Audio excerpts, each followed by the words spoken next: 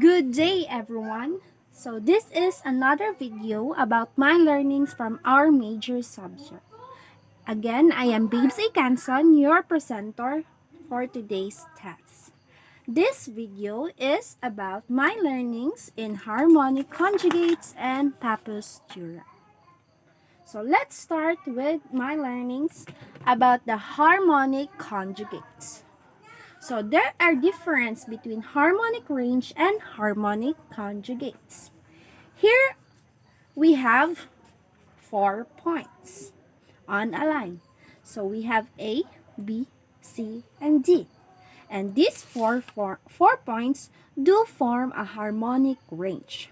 Or put in another way, AC are harmonic conjugates with respective to BD. And see that conversely, BD are harmonic conjugates with respective to AC. So that's explain what those things mean. So in affine geometry, a scale may be constructed on any lines. So if you have a notion of parallel lines, then it's possible to repeat a segment on any given line. Now let's look on the relationship between these points A, B, C, and D. We're gonna think about displacements. So our scale is not about measuring the distance, but measuring the relative position or the displacement on this line. So what's happening with these four points here is that the ratio of the vector AB, this displacement AB here, to the vector AD, this displacement here. So we have -6 ratio, the ratio of -6 and -12. And the displacement of vector CB and vector CD. So their ratio is between 2 and -4. So our answer for both ratios are -1/2. But as you can see, the difference is one is negative and the other side is positive.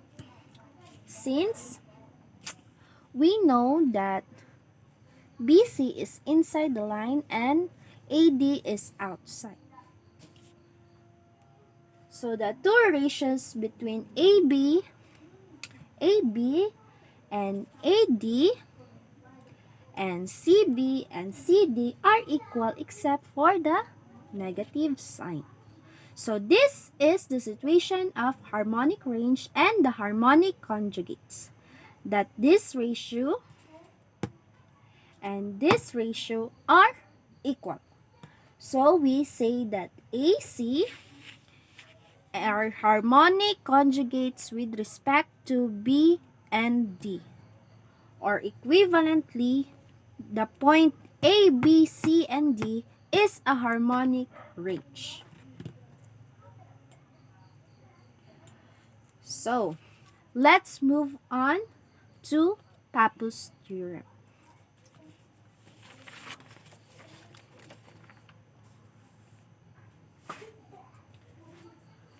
It is certainly the most famous and important theorem in mathematics. Pappus theorem is a theorem that only involves a straight edge, so there are no notions of perpendicularity or no measurements needed to understand this theorem. It is a very elementary theorem in mathematics. So it says that if A sub 1, A sub 2, and A sub 3 are collinear, which is here, and B sub 1, B sub 2, and B sub 3 are collinear, which is here, then this 3 points here that we can create from them are also collinear. So what are these 3 points? So, well, C1 is A sub A2 B3 times A3 B2. We are using convention for lines and points. That if we have 2 points and their product is the line joining them. So A2 B3 is the line here. And A3 and B2 is the line over here. So as you can see, when they met, that the point here is our C1. Next would be our C2. So our C2 is A1 B3 times A3 and B1.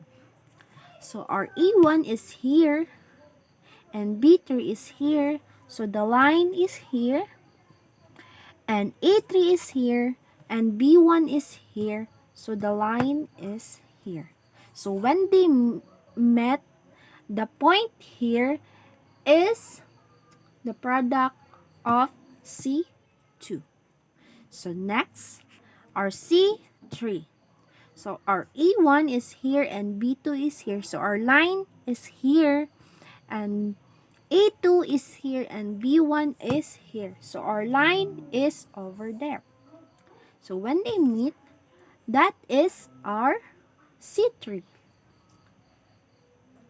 So, and that 3 points were C1, C2, and C3 are said to be collinear. And that's the statement of Pappus' theorem. It is very elegant and lovely fact. So that's the end of my learnings about Pappus' theorem and the harmonic conjugates. So I hope you learned something from me, and that would be all. Thank you.